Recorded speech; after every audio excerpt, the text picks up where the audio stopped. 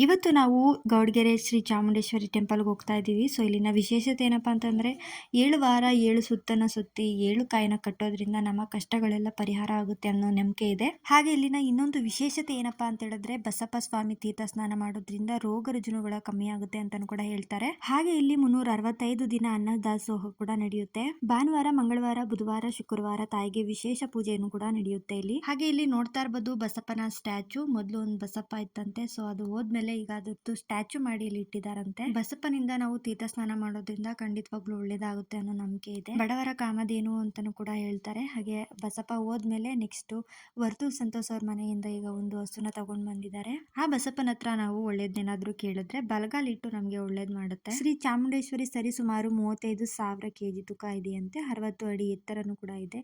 ವಿಶ್ವದ ಎತ್ತರದ ಏಕೈಕ ಚಾಮುಂಡೇಶ್ವರಿ ಮೂರ್ತಿ ಇದು. ದೇಶ ವಿದೇಶಗಳಲ್ಲೇ ಹೆಸರುವಾಸಿ ಪಡ್ಕೊಂಡಿದೆ. ಹಾಗೆ ಈ ಮೂರ್ತಿನ ಮಾಡೋದಿಕ್ಕೆ ಹಿತ್ತಾಳೆ, ತಾಮ್ರ, ಕಬ್ಬಿಣ, ಚಿನ್ನ, ಬೆಳ್ಳಿ 5 ಲೋಹದಿಂದ ಮಾಡಲಾಗಿದೆ. ಇಲ್ಲಿ ಯಾರೇ ಬಂದು ಮಣ್ಣ ತುಳಿದು ಹೋದ್ರು ಕೂಡ ಅವರಿಗೆ ಒಂದು ಎನರ್ಜಿ ಪವರೇ ಬರುತ್ತೆ ಅಂತಾನೆ ಕೂಡ ಹೇಳ್ಬೋದು. ಯಾಕೆಂದ್ರೆ ಅಷ್ಟು ಪವರ್ಫುಲ್ ದೇವಿ.